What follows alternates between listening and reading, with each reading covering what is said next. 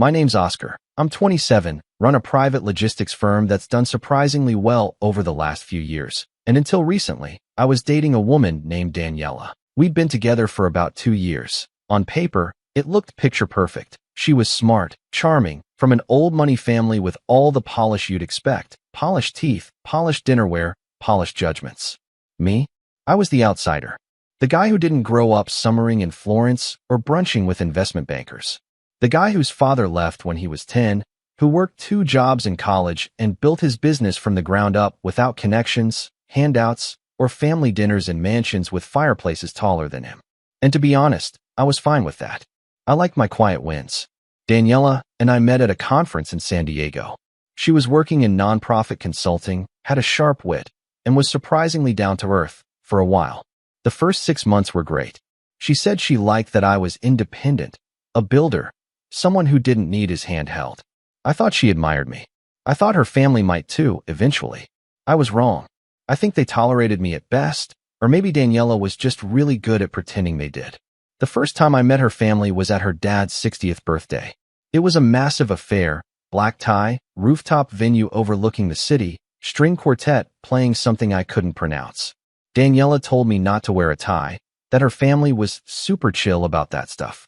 When I showed up in a navy jacket and open collar shirt, her mother gave me a once-over and said, "Oh, bold choice." That should have been my first clue.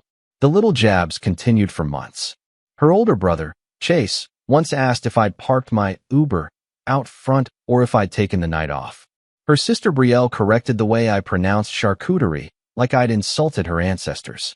Daniela always laughed it off. "That's just how they are," she'd say. "Don't take it personally." So I didn't.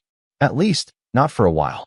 I tried to brush it off, smile politely, offer a bottle of wine I'd spent way too long choosing, and act like I didn't see the way her dad's eyes glazed over any time I mentioned my company. They were the type of people who asked what school you went to not because they cared, but because they wanted to rank you. And since I didn't go Ivy, I didn't rank. I started noticing Daniela slowly picking up some of those habits, too, correcting me at dinners, telling me my shoes were too brown for that suit, or that my tone on the phone sounded a little aggressive when I was dealing with clients. Once, she asked if I could maybe downplay the whole entrepreneur thing around her cousins because they're really into traditional careers. I remember standing in her kitchen, frozen, staring at her like she'd slapped me. I didn't say anything at the time. I just nodded and said, "Sure." Looking back now, I wish I had spoken up sooner.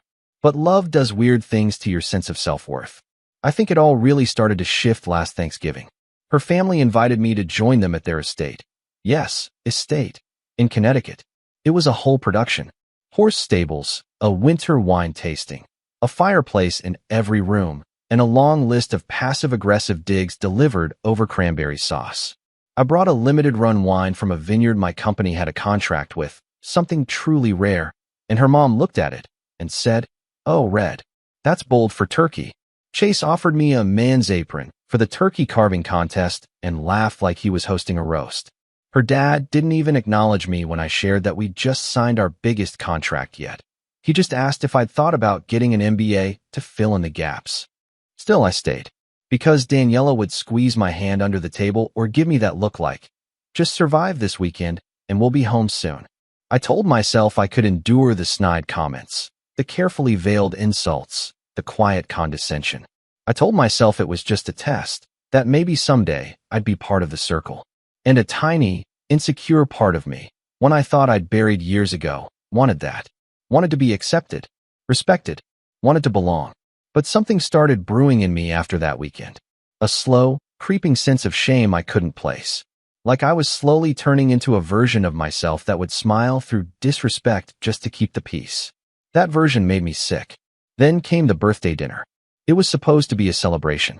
My birthday was technically the next day, but Daniela said her family wanted to treat us to an early dinner at this ultra-exclusive restaurant in the city, one I knew had a months-long wait list. I was surprised, even flattered. I showed up in my best suit. Even brought a small gift for her mother, a rare tea set I found from a little boutique in Tokyo. Daniela had mentioned her mom collected them. We were seated at the head table, right in the center of the room. Waiters in white gloves. Candlelight glinting off gold-rimmed glasses. The works. The whole family was there. Her parents, siblings, their partners, even a couple of cousins I barely knew. I remember thinking, maybe this is it. Maybe they're finally trying. The dinner started out fine, a little too formal, but manageable. Then the wine started flowing. And with it, the comments.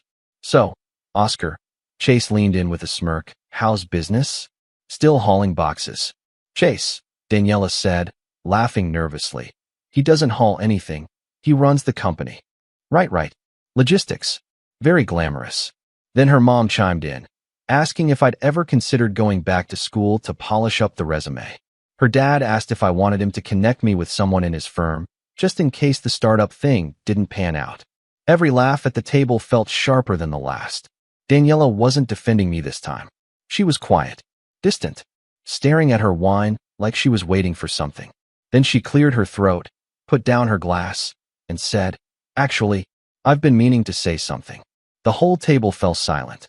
Even the waiter paused mid-pour. My stomach tightened.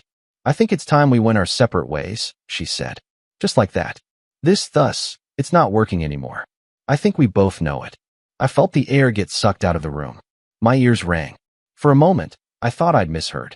Before I could speak, her brother laughed. "Man, you're really nothing without us, huh?"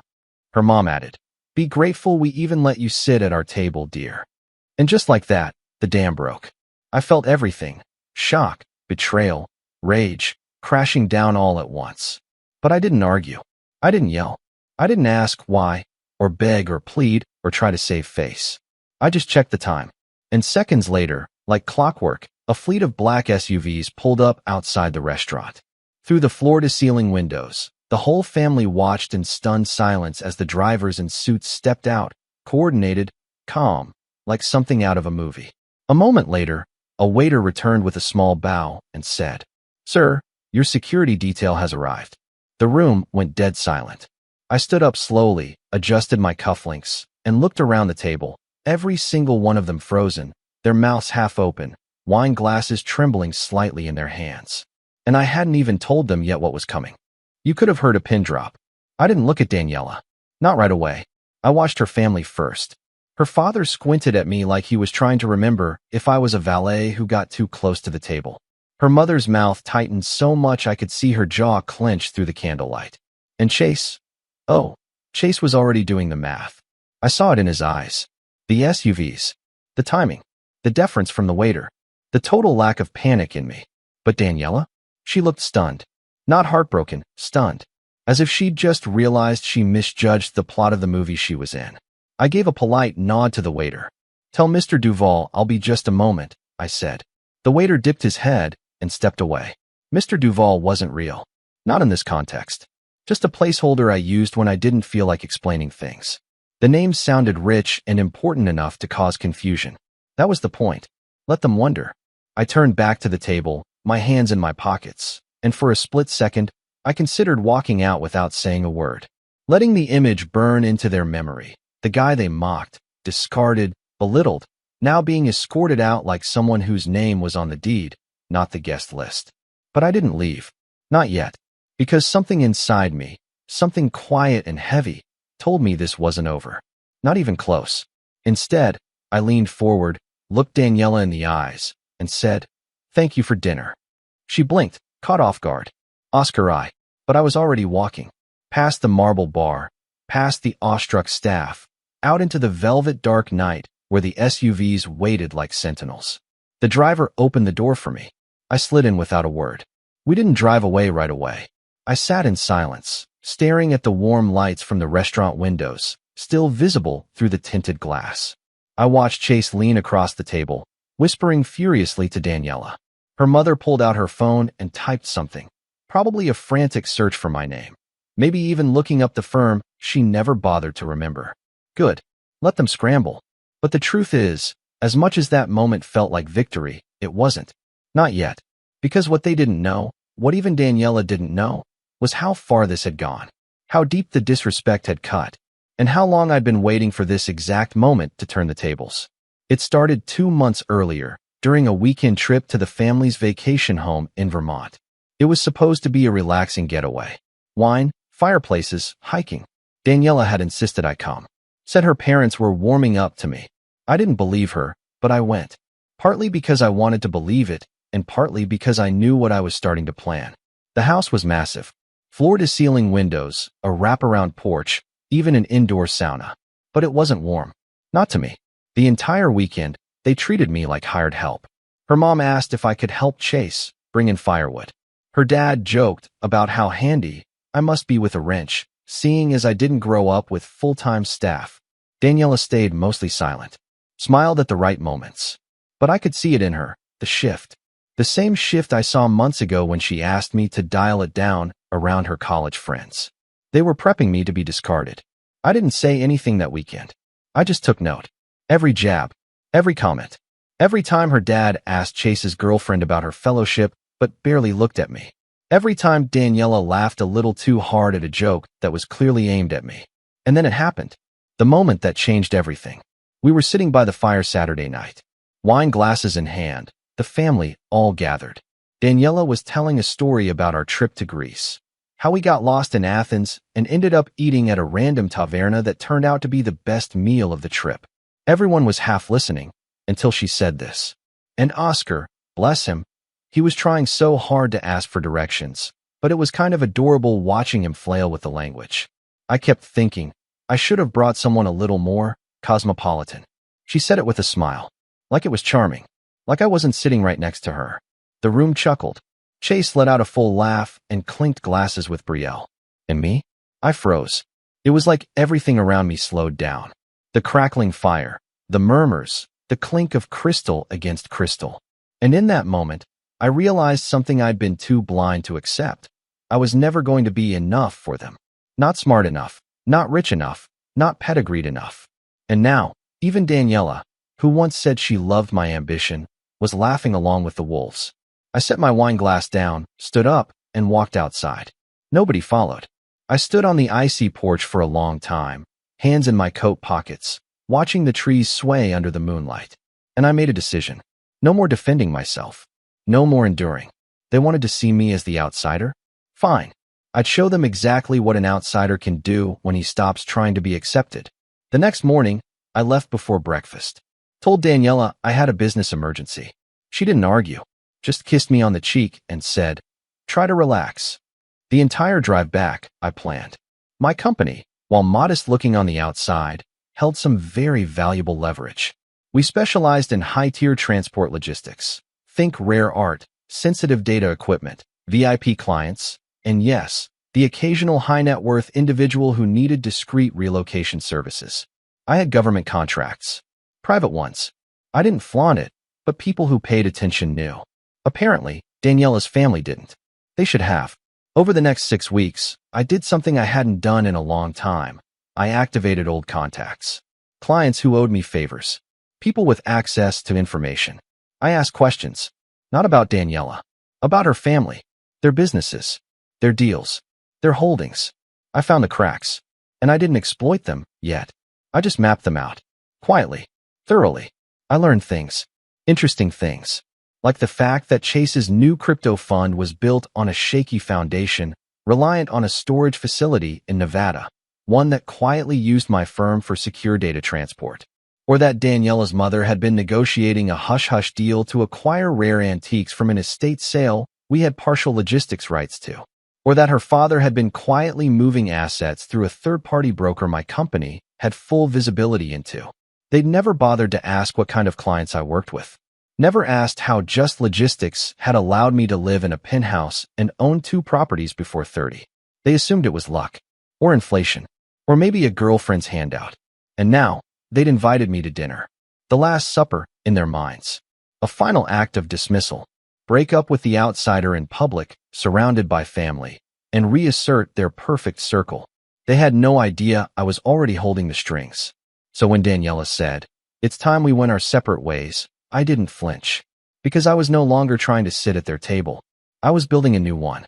And now, 2 hours after that dinner, I sat in my apartment, lights dimmed, staring at the city skyline, phone buzzing every few minutes with missed calls, from Daniela, from Chase, even one from her mom.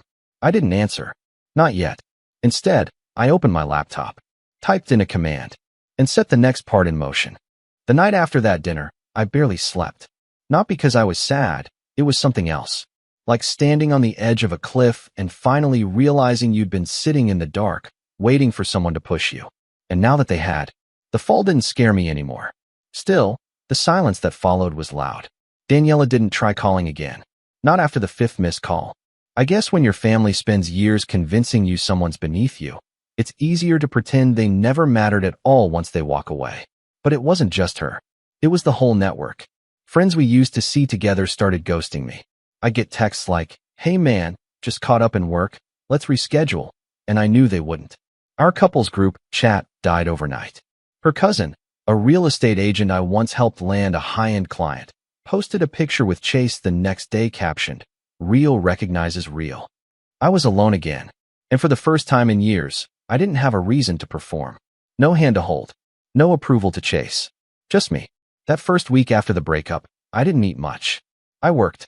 A lot. Buried myself in logistics schedules and infrastructure contracts. I streamlined systems that had been waiting months for attention.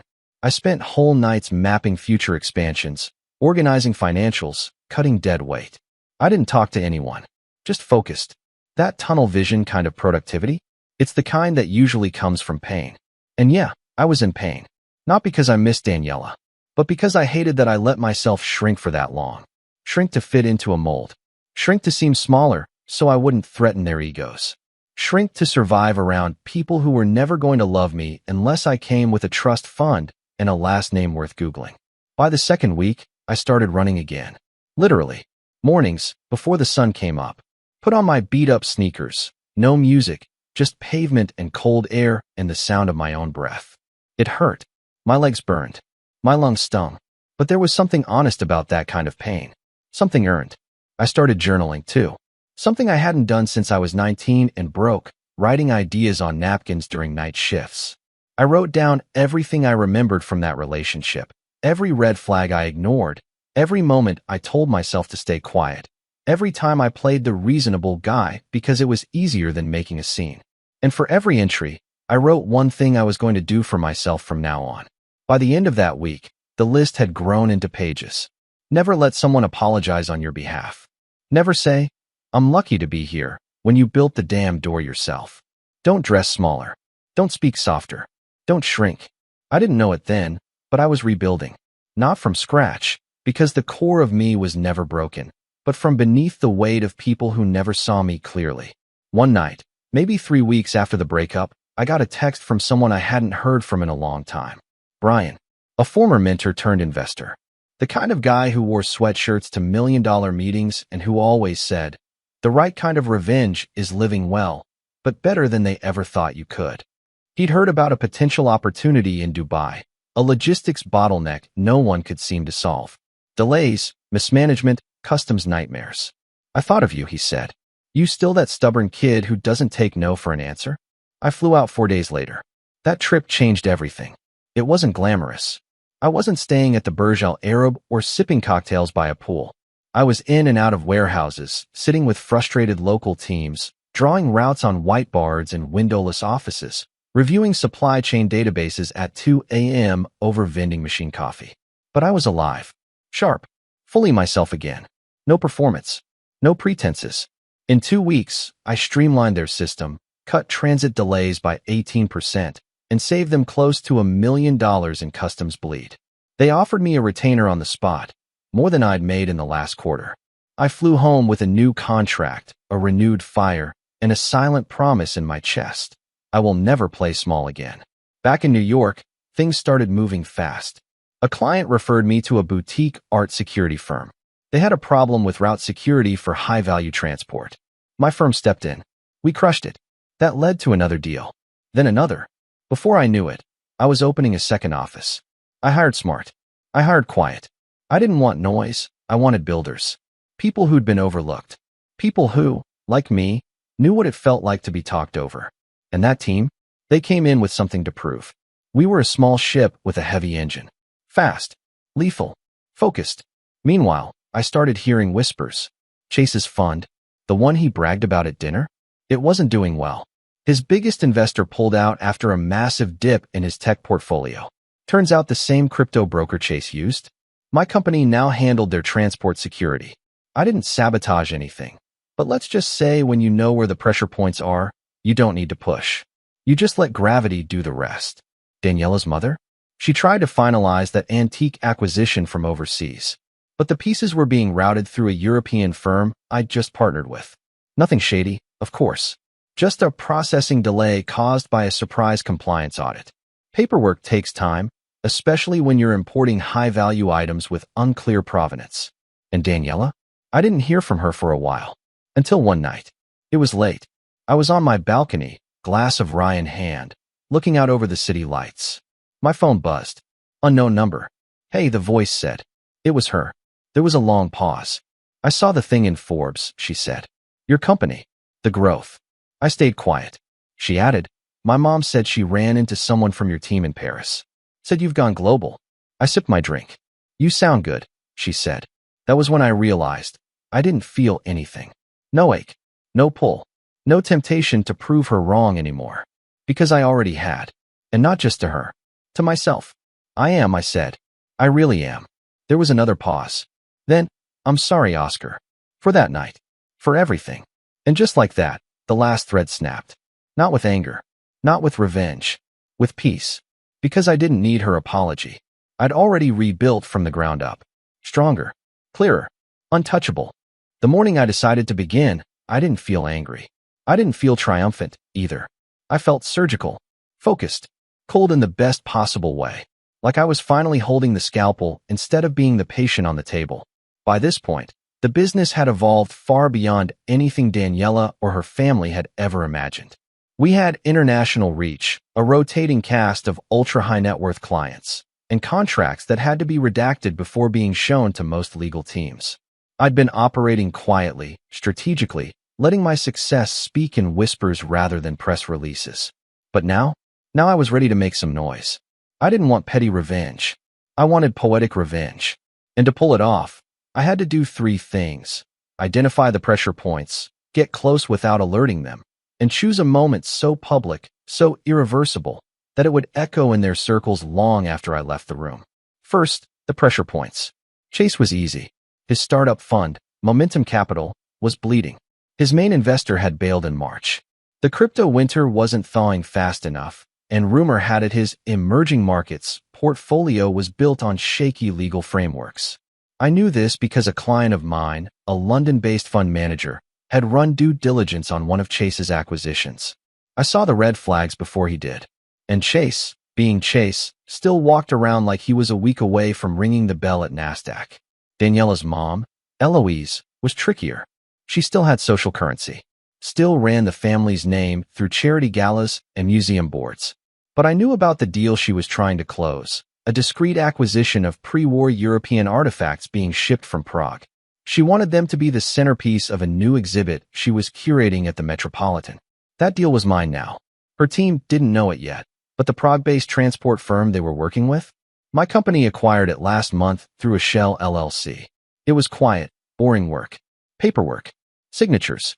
But it meant I now had full visibility into every crate, every manifest, every piece of cargo she was trying to secure. As for Daniela's dad, Martin, well, he was a legacy guy. The kind of man who looked at the world like a spreadsheet, numbers over names. His weakness wasn't greed. It was pride. And his biggest vulnerability? His upcoming keynote at the Tri-State Private Wealth Conference. He'd been invited to speak about the future of legacy investing and planned to unveil a new family investment arm. One Chase was supposed to co-lead. The announcement would mark the symbolic passing of the torch. Their big moment. That would be my moment too. But to execute this properly, I needed access. I couldn't just crash their party and expect fireworks. I needed a reason to be in the room. And I had one. His name was Arjun Patel. Arjun was a quiet billionaire. Not the loud kind you see on magazine covers. He ran a sprawling logistics empire across Asia and Europe and had become one of my most valuable clients. I'd helped his company with a sensitive rerouting contract during a border dispute, and in return, he owed me a favor. I called it in. I need a guest pass to the TSPW conference, I told him. He laughed. Is that it? I was expecting something illegal. I'll be polite, I said. He paused. You going to make someone cry, Oscar? Just enough to make it stick. The pass arrived the next morning. Now that I had my target, my leverage, and my access. I just needed to tighten the noose. And that meant involving someone I never thought I'd speak to again. Daniela. I hadn't responded to her apology. Hadn't texted, called, liked, or commented.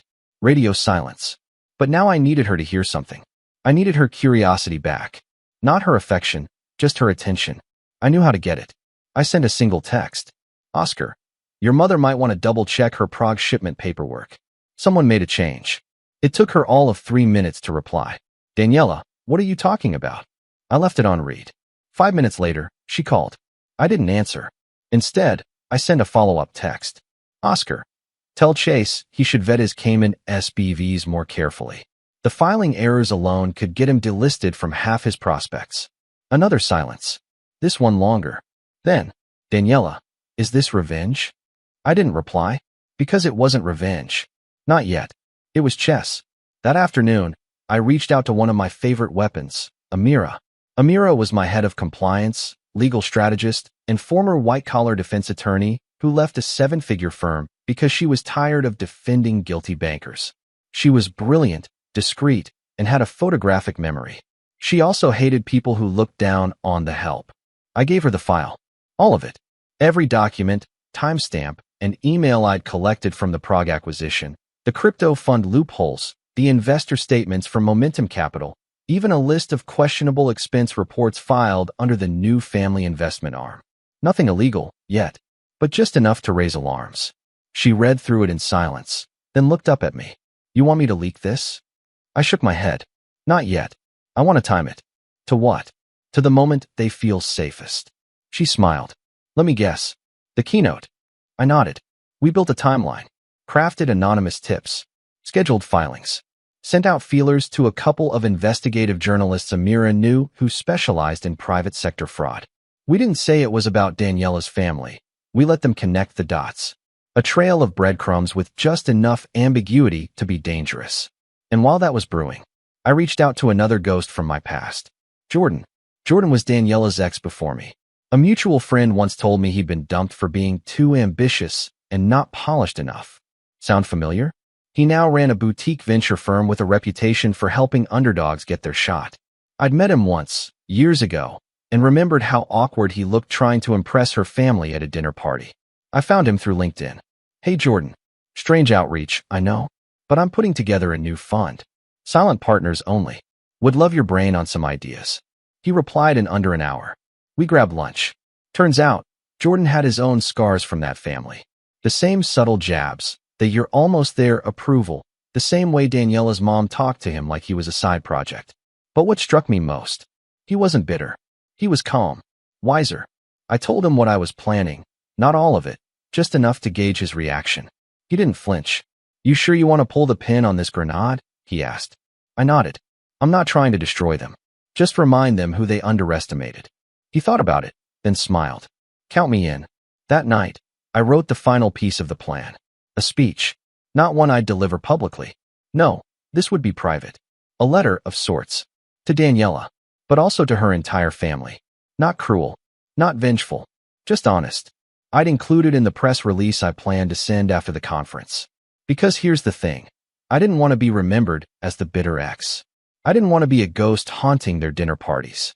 I wanted to be the name they couldn't say without wincing. The lesson they taught their kids when discussing hubris. The story Chase's future PR rep would beg him not to bring up on podcasts.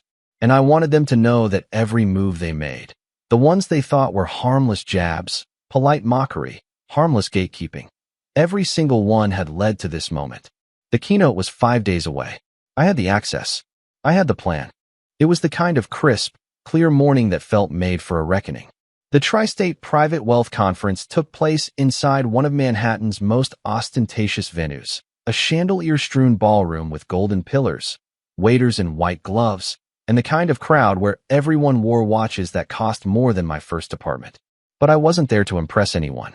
I was there to watch the curtain fall. I arrived early, not out of anxiety, but because I wanted to walk the battlefield before the war. My badge read, Oscar Castell, Strategic Advisor, Duval Patel Holdings. It was real enough. Arjun had temporarily onboarded me as an advisor for one of his infrastructure subsidiaries. Nobody blinked twice. In fact, Several attendees nodded at me with that polished smile that rich people reserve for someone they might need later. It was a strange shift. How respect suddenly flowed when you had the right name on your badge. I scoped out the ballroom. Third row center. Perfect view. The podium was framed with banners for the conference and the Future of Legacy Wealth initiative. Martin Whitaker, Daniela's father, was listed as the keynote speaker in bold gold font. Beneath that, introducing the Whitaker family investment arm, a new era begins. I almost smiled. Everything was exactly where it needed to be. By 10:43 a.m., the ballroom was full. Daniela was seated near the front, next to Chase, who looked like he hadn't slept in days. His suit was sharp, but his collar was slightly wrinkled, his hands restless. Eloise sat 2 rows behind them, already speaking to a journalist I recognized from the New York Financial Post. Amira texted me one word. Clear. That meant all the triggers were in place. The financial reporters had received their anonymous tips. The compliance irregularities were now in the inbox of the SEC's whistleblower division. And the final email, an encrypted file with detailed inconsistencies in Chase's Cayman filings, was scheduled to hit his partner's inbox the moment Martin stepped up to the microphone. 10:55 a.m. Lights dimmed. A spotlight snapped on, and Martin Whitaker took the stage. He walked with practiced ease. Tall, silver-haired, designer suit with subtle pinstripes. The image of generational wealth. His voice carried through the ballroom like a sermon, smooth, self-assured, rehearsed. Ladies and gentlemen, he began, it is with great pride that I introduce a new chapter in our family's legacy. Behind him, a slideshow clicked into motion. A polished logo. A timeline of family investments. A slide labeled Transitioning to the Next Generation, with Chase's smug face and an outdated photo of Daniela in a power suit. The room applauded. Martin continued. Today marks not just a shift in our family's holdings, but a promise to invest in a smarter, more dynamic future. And leading that charge is my son, Chase Whitaker. Chase stood up, nodded at the crowd like a prince about to receive his crown. That's when it started. One of the journalists, older, sharp-eyed, with a press badge tucked into his lapel, stood up mid-sentence. Mr. Whitaker, he said, can you comment on the recent document leak suggesting irregularities in your son's crypto fund, including unregistered Cayman-based entities?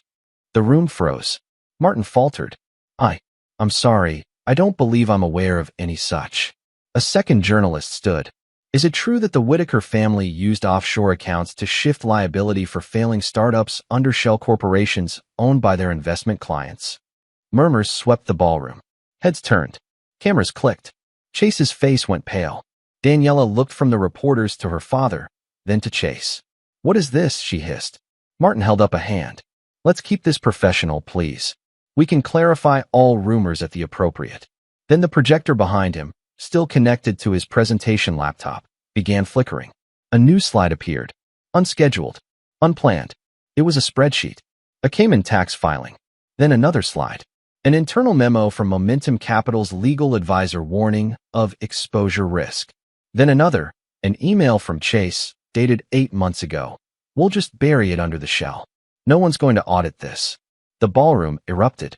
Chase lunged toward the podium, yanking the laptop cord, but it was too late. Phones were already out. Reporters were live tweeting. Someone in the back was filming. A man in a gray suit whispered something into a microphone on his collar and left the room swiftly. Eloise stood, visibly shaking. What is going on? And then I stood. Quietly. Calmly. I walked up the side aisle as security began forming a loose perimeter around the podium. I wasn't rushing. I wanted them to see me. Martin looked directly at me as I reached the front row. His eyes narrowed. You, he said. I smiled slightly. Congratulations on the new chapter, Martin. Shame about the paperwork. Chase's voice cracked. You did this. I tilted my head. I just told the truth. The rest, well, that's your legacy, isn't it? Security began ushering people out. Martin tried to speak again, but the microphone had already been cut. The conference organizers were red-faced, panicked, pulling the banners down. As I turned to leave, Daniela grabbed my arm. Oscar, what are you doing? Her voice wasn't angry. It was confused. Wounded. I looked at her for a long moment. You told me once, I said slowly, that I should be grateful just to sit at your table. She flinched. And for a while I was. I smiled through it. Laughed with your brother. Nodded when your mom corrected my French. But I never belonged at your table. She looked away. I stepped closer. I was building my own. Her voice cracked. So this is revenge. No, I said. This is the bill. You just never thought you'd have to pay it. And I walked out. The fallout came quickly. By evening, the conference was trending. Whitaker wealth scandal was splashed across finance blogs. Chase's fund was suspended pending investigation. One of their overseas investors froze all transactions. Rumors swirled about potential charges. Martin resigned from the board of his family trust to focus on legal matters. Eloise's acquisition? Blocked. The artifacts flagged as part of a compliance review due to chain of custody questions. The museum pulled the exhibit. Quietly. Without a statement. I heard, weeks later, that Chase tried to pivot to a podcast about resilience and rebuilding. It flopped. Daniela moved out of the city. Word was, she went back to consulting. Low profile. No more interviews.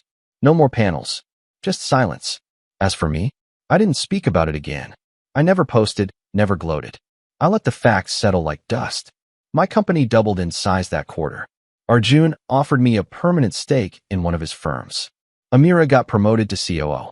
Jordan's firm invested in our next expansion. I stayed quiet, but they never forgot. And that, in the end, was the perfect revenge. Not that I ruined them, but that I never needed them. And they finally realized it far too late.